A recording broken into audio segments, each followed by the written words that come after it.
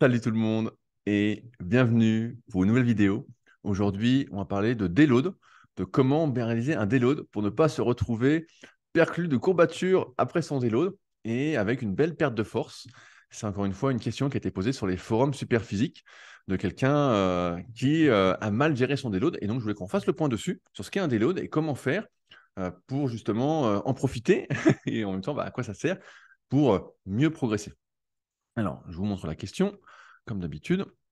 Alors, c'est une question de DZ Columbia A. Bonjour à tous. Étant en période de révision intense et ayant du mal à dormir et à m'entraîner, j'ai décidé de prendre une semaine de déload. J'ai baissé la charge de 40% et j'ai fait toutes mes séances. L'heure de la reprise sonne, je vais à la salle de manière déterminée et je commence ma séance, mais grosse surprise. Je fais de moins bonnes performances. Je passe de 7 répétitions à 82,5 à 6. Mon tirage vertical perd 2-3 répétitions, etc. Je me dis que je ferai mieux la semaine prochaine. Sauf qu'un problème arriva, les courbatures. J'ai d'énormes courbatures, comme si je débutais la musculation. Et donc, je vais à la salle en étant courbaturé et mes performances baissent. 6 répétitions à 80 kg au lieu de 7 à 82,5. Des tractions à 6 répétitions à 6 kg de lest au lieu de 7 répétitions avec 8 kg. Moins 5 répétitions sur mon Magic Triceps, etc. Ma question, quelle est la cause de ces énormes courbatures et comment puis-je progresser de nouveau sans avoir de mauvaises surprises? Car mes charges, répétitions et RPE ont été modifiées malheureusement. Alors, c'est une bonne question parce qu'en fait, DZ Columbia, il a cumulé plein d'erreurs et donc qui ne va pas être amené à reproduire. Et si ça vous arrive, j'espère que cette vidéo vous sera utile. Alors, le déload, c'est entre guillemets ce qu'on peut appeler l'affûtage en sport. J'en ai parlé dans un article juste ici sur mon site secretdukayak.org. L'article, c'est les bases de l'entraînement en kayak. Et donc, je me suis basé sur, donc c'est un article sur la pyramide de Stephen Seller, qui nous montre que l'affûtage est quelque chose qui va influencer positivement la performance. Donc, l'affûtage, c'est ce qu'on appelle, nous, un déload en musculation. Je l'ai mis ici. Voilà, avec un petit article sur le déload en plus, en lien. Euh, c'est cette période qui va durer, selon les dernières recherches, entre 3 et 14 jours et qui doit, c'est là la nuance, principalement s'effectuer par une baisse du volume tout en maintenant l'intensité et la fréquence des entraînements. Or, ce qu'a fait euh, notre ami des aides Colombien, c'est que il a réduit l'intensité. L'intensité qu'on pourrait mettre là comme les charges, c'est la charge qu'il utilise, c'est l'intensité, mais il a gardé le volume et la fréquence d'entraînement. Or, ce qu'il fallait faire, c'était tout l'inverse, c'était maintenir l'intensité, maintenir les charges et réduire le volume. Par exemple, au lieu de faire, je dis une connerie, 3 séries de 6 à 82,5 kg de couché, il aurait juste fait une série de 6 à 82,5, il n'aurait rien perdu. Alors, ce qu'il a fait, c'est tout l'inverse. De plus, un déload, un affûtage, c'est quelque chose dont on doit avoir besoin. C'est-à-dire qu'on a fait pendant peut-être quelques semaines consécutives, peut-être plusieurs mois même, si vous n'avez pas trop d'expérience en musculation et que vous êtes en plein cycle de progression et que vous progressez de manière presque infinie, on va dire, pendant un long moment. C'est ce qui se passe avec beaucoup de mes élèves en coaching à distance. Et des fois, ils progressent pendant un an et demi de manière non-stop sur des exercices. Et bien en fait, il faut mériter son déload. C'est un peu comme les temps de récupération dont on parlait la semaine dernière. C'est-à-dire que si j'ai forcé vraiment à fond, à fond, à fond, je suis à fond, euh, et que je veux relancer un nouveau cycle, un déload est intégré dans le lancement du nouveau cycle. C'est-à-dire que je vais avoir des semaines plus faciles. Je vais avoir peut-être une semaine ou 10 jours, ou peut-être 2 semaines plus faciles avant de reforcer du point de vue de l'intensité. Or, là, il a fait un déload sans en avoir réellement besoin d'un point de vue physique. Mais néanmoins, il en avait besoin pour mieux réviser, pour ses examens.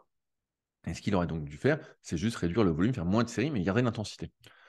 Or, en réduisant l'intensité, en maintenant le volume, qu'est-ce qui s'est passé? C'est que lorsqu'il a repris ses charges habituelles, qu'il a voulu les reprendre, il s'est passé deux choses. Un, nerveusement, il faut savoir que c'est ce qui se passe en premier quand on s'entraîne, c'est qu'on progresse nerveusement. On progresse en coordination, au sein de nos muscles, entre nos muscles.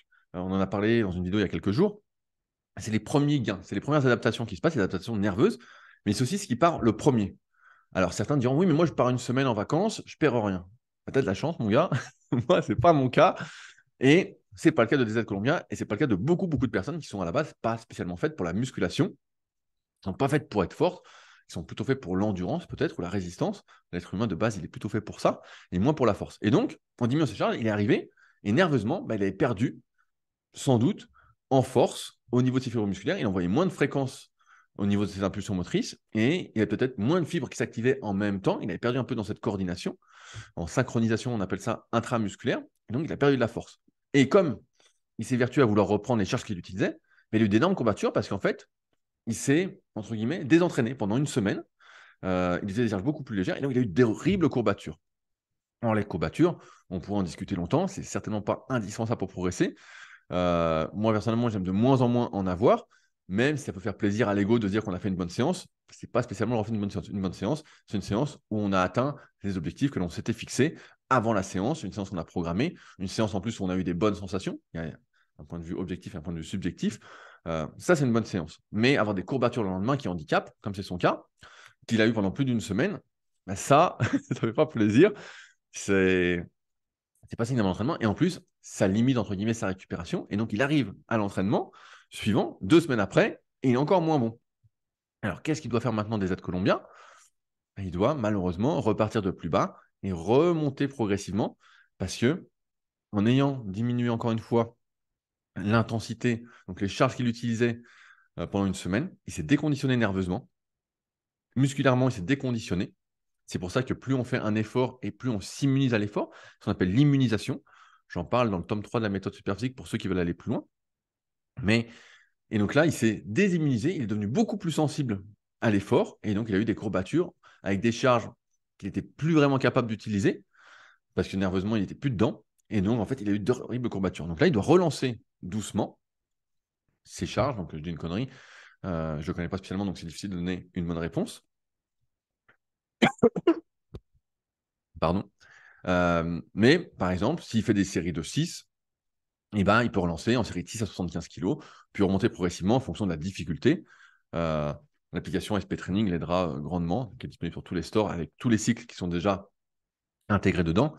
Mais si on doit retenir quelque chose du déload, de cette période d'affûtage, c'est que, un, on doit en avoir besoin. Si on n'en a pas besoin, eh ben, c'est contre-productif d'un point de vue physique. Deux, on doit réduire le volume et non pas l'intensité. Mieux vaut garder peut-être qu'une série par exercice, mais aux charges qu'on utilise, ou presque, plutôt que de diminuer les charges qu'on utilise et de faire autant de volume. Voilà. Et ensuite, ça ne doit pas durer trop longtemps, parce que si ça dure trop longtemps, et en plus, ça évolue avec le temps, et bah, on se déconditionne. Et si on se déconditionne, bah là, on est obligé de repartir de plus bas. Alors, ça va qu'on ne prépare pas des compétitions très importantes, peut-être pour certains, mais dans ce cas-là, il faudra creuser ce truc-là. Mais c'est vraiment important de bien le faire et de ne pas partir sur des trucs à l'arrache. Ça fait un moment, je crois, il y a même un petit bouquin. Je me demande s'il n'y a pas mon collègue et ami Olivier Bollier qui avait fait un bouquin sur l'affûtage aux éditions Fortrainer. Je me demande si c'est pas lui qui l'avait écrit. Ou c'est peut-être pas lui, mais c'était un petit bouquin rouge et noir, édition Fortrainer sur l'affûtage. Je sais plus. Bref, le bouquin était vachement bien et ça recensait les dernières recherches sur le sujet, même s'il y a quelques années. Euh, Ça disait déjà ce que je viens de vous expliquer et ce que je vous partage dans cet article sur les bases de l'entraînement en kayak. Et donc voilà. Comment reprendre? Et bien reprendre plus léger, voilà, des aides colombiens. Et j'espère que ça t'aura éclairé. Voilà, vidéo un peu plus rapide aujourd'hui, mais j'espère comme d'habitude que ça vous aura aidé.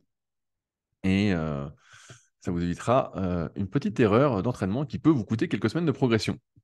Sur ce, si vous souhaitez ne pas louper les prochaines vidéos, n'oubliez pas de vous abonner, un petit pouce bleu.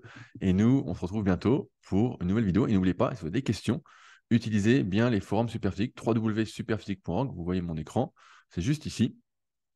Superphysique.org. Et juste en haut ici, il y a forum. Et donc, vous pouvez mettre vos questions. Et c'est des questions que je traite principalement en fonction des sujets qui m'inspirent et sur lesquels je pense pouvoir apporter un peu plus à l'oral qu'à l'écrit. Sur ce, donc, à bientôt et bon entraînement. Salut.